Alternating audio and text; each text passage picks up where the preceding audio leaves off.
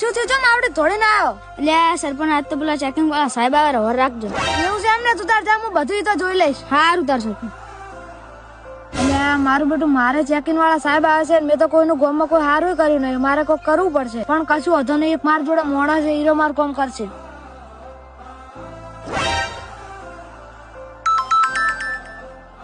એટલે આવડે કોનો કોનો?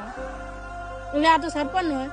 હા બોલો બોલો સરપંચ. એટલે જીગા, મારે પેલો ચેકિંગ વાળો ઘેર આવે છે. તું આજે ને થોડું કોમ છે તારું.